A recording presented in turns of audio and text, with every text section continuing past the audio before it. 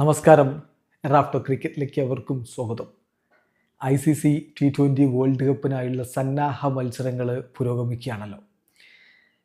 ഇപ്പോൾ ശ്രീലങ്കയുടെ ടീമിനെതിരെ ഒമാൻ ഒരു തകർപ്പൻ വിജയം നേടിയിരിക്കുകയാണ്. ആദ്യത്തെ രാജ്യമാണ് ശ്രീലങ്ക കളിക്കുന്നു. വേൾഡ് കപ്പിൽ കളിക്കുന്ന ആ ടീമല്ല ഇന്ന്, പക്ഷേ സന്നാഹ മത്സരത്തിൽ ഒമാനെതിരെ കളിച്ചത് ശ്രീലങ്ക എ ടീമാണ്. ഇന്ത്യയുടെ എ ടീം ഇന്നലെ കളിക്കുന്ന കാഴ്ച നമ്മൾ കണ്ടു.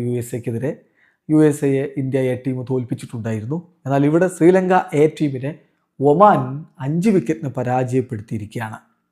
കളിയിൽ ആദ്യം ബാറ്റ് ചെയ്ത ശ്രീലങ്ക എ 9 വിക്കറ്റ് നഷ്ടത്തിൽ 145 റൺസ് അടിച്ചപ്പോൾ 18 ഓവറുകളിൽ 5 വിക്കറ്റ് നഷ്ടത്തിൽ വിജയലക്ഷ്യം മറികടന്നു. അതായത് 12 പന്തുകൾ ബാക്കി നിൽക്കെ ഒമാൻ 5 വിക്കറ്റിന് വിജയിച്ചിരിക്കുന്നു.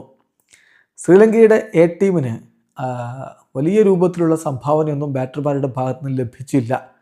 അവരുടെ ടോപ്പ് ഓർഡറിൽ ആദ്യ 4 പേരിൽ 2 അക്കം കണ്ടത് ആകെ ഒരാൾ മാത്രമായിരുന്നു, ദുൽനീത് സിഗേര. അദ്ദേഹം 14 പന്തിൽ നിന്ന് 20 റൺസ് അടിച്ചു. അവരുടെ ടോപ്പ് സ്കോററായിട്ട് വന്നത് വനുജ സഹാനായിരുന്നു. അദ്ദേഹം 21 പന്തിൽ നിന്ന് 29 റൺസ് അടിച്ചു.